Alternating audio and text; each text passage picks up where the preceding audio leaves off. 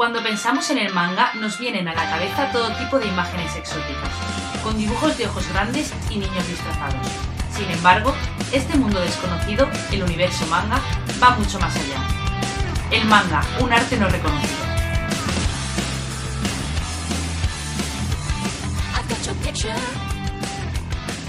Desde hace unos años, en nuestro país, se está haciendo cada vez más patente la importancia del manga, sobre todo con el aumento de visitantes a los diferentes salones, siendo el más conocido el de Barcelona. Sin embargo, ¿por qué los salones manga son cada vez menos manga? Creo que los eventos tienen que adaptarse a lo que la gente quiera. Lo que sí que veo es extraño e incoherente a lo mejor que un evento se llame Salón de Manga cuando realmente no está enfocado principalmente en el manga. Es por eso supongo que cada vez están saliendo más nuevos eventos que no están utilizando ese nombre y que están utilizando nombres más ambiguos o más genéricos para referirse a toda esa cultura que engloba pues, los cómics en general, la animación en general, los videojuegos en general, internet, rol, juegos, etc. Y yo creo que la tendencia debería ir un poquito más por ahí. Cuando se hacían los primeros salones del cómic, los primeros salones del manga, sí que eran lugares donde tú podías conseguir productos, o sea, que no podías conseguir fácilmente. ¿Qué ocurre cuando llega Internet y podemos meternos en eBay y comprar cualquier cosa? Bueno, pues que esos lugares, mercados de especialización, por decirlo de alguna manera, tienen que reinventarse para que la gente siga viniendo. ¿Qué son otras cosas que puede ofertar un salón del manga que no se puede hacer en Internet? Bueno, pues poner en contacto gente con mismas aficiones y hacer cosas in situ. En la década de los 40 surge el manga en Japón, pero no es hasta los años 50 cuando aparece el debate que hará crecer al manga y evolucionar hasta formarse tal y como lo conocemos hoy. ¿Es el manga exclusivo de los niños? ¿O también puede ser para adultos?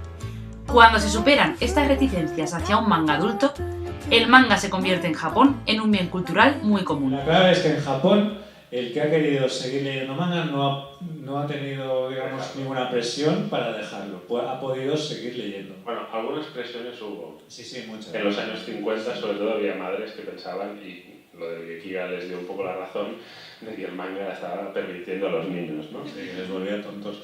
Y hubo hogueras y todo, era muy nazi todo. Igual que en Estados Unidos se quemaron muchos cómics en los años 50, se quemaron discos en los 60 de los Beatles y tal, pues en Japón hacen lo mismo con los mangas, cuesta de creer, ¿no? Es precisamente a finales de los 50 y principios de los 60 cuando se empiezan a crear estudios del manga en Japón. Las revistas pasan de ser mensuales a semanales, y el manga empieza a convertirse en todo un negocio transmedia.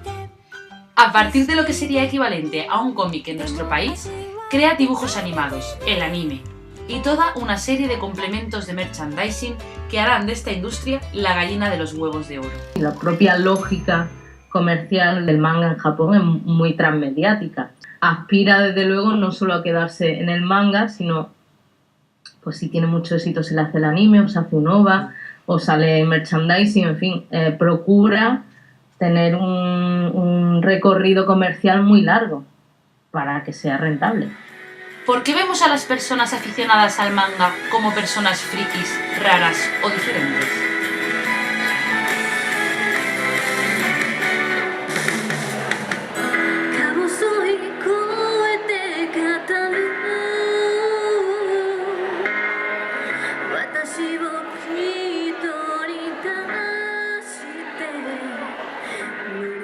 El mundo del manga supone en sí mismo una red sociológica, ¿no? O una forma de comunicarme con los demás, de crear una red social diferente. De este modo yo creo que tenemos que ver el manga de una manera mucho más, incluso desde fuera, ¿no? El manga sería como al que le gusta mucho el fútbol, por ejemplo, o al que le gusta mucho el vino y se relaciona con gente que también le gusta mucho el vino y va a catas de vino, ¿no?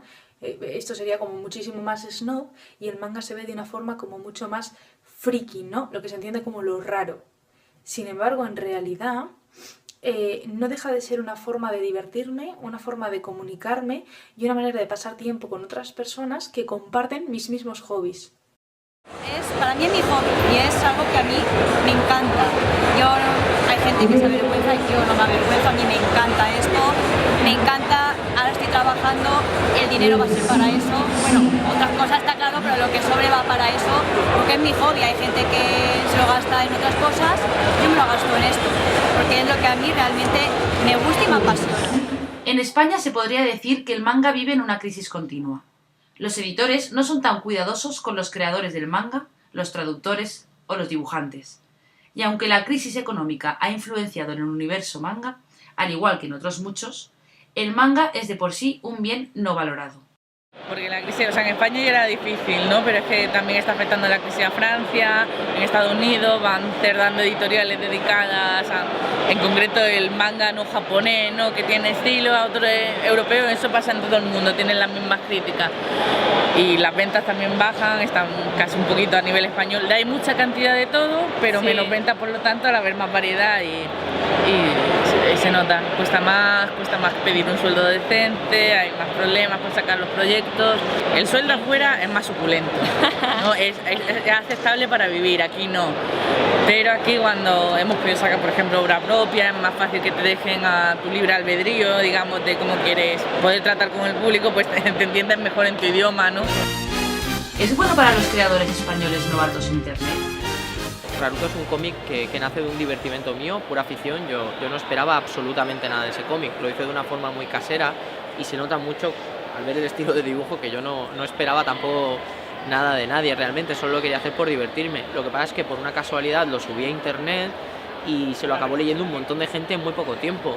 Y por las cifras que se fueron manejando, tanto en YouTube, la gente que cogía el cómic, lo subía, es verdad que se convirtió en un fenómeno relativamente destacable dentro de ese mundillo de internet, y eso me permitió a mí pasar como autor de cómics al mundo del fanzine, y la verdad es que tuvo una acogida muy buena, y claro, de ahí yo pude hacer mi obra original 5 elementos, y eso es lo que luego nos ayudó a constituir una editorial, y Raruto evidentemente es el origen de todo este proyecto, así que es una cosa muy curiosa que sucedió.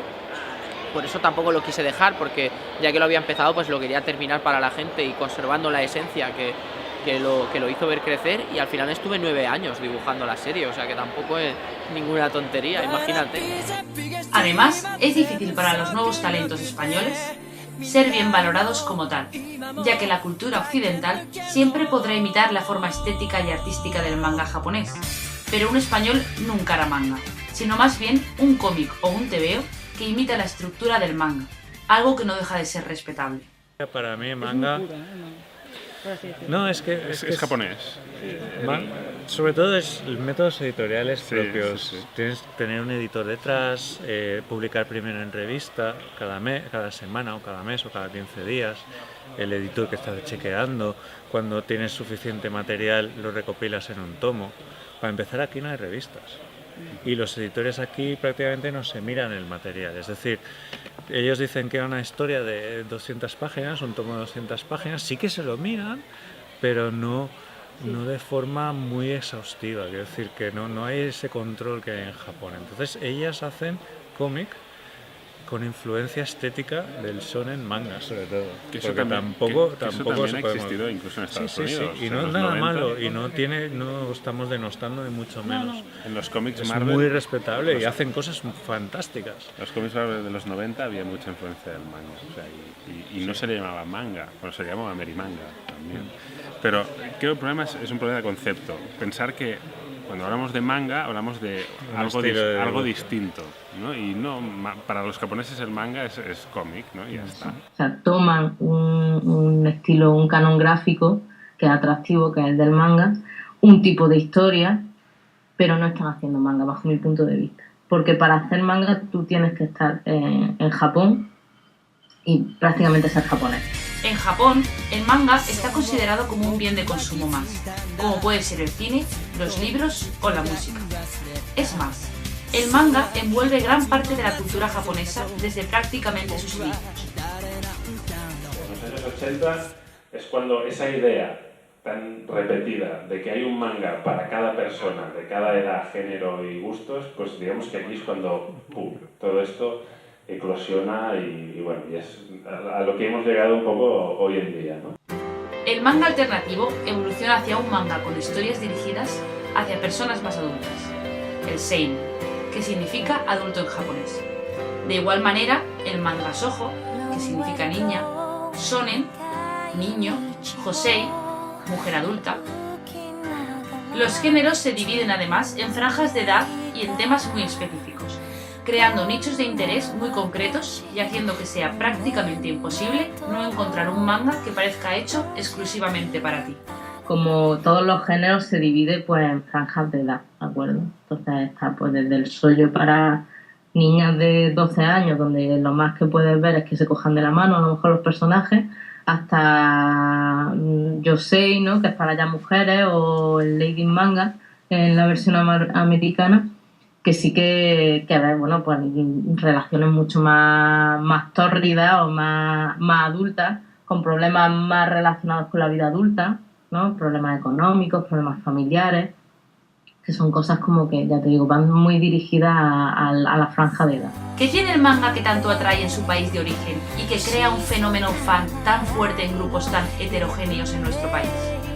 Porque nosotros al final lo que vemos en el manga es el friquismo, lo diferente, ¿no? La gente lo que ve es como esta gente que se disfraza, que, bueno, el que va al fútbol vestido con una equipación como si fuera un jugador, también en cierto modo va disfrazado y sin embargo no lo vemos como algo extraño, porque es algo que a lo mejor le gusta a muchísima más gente, o es mucho más mediático y de esta forma se ve como algo más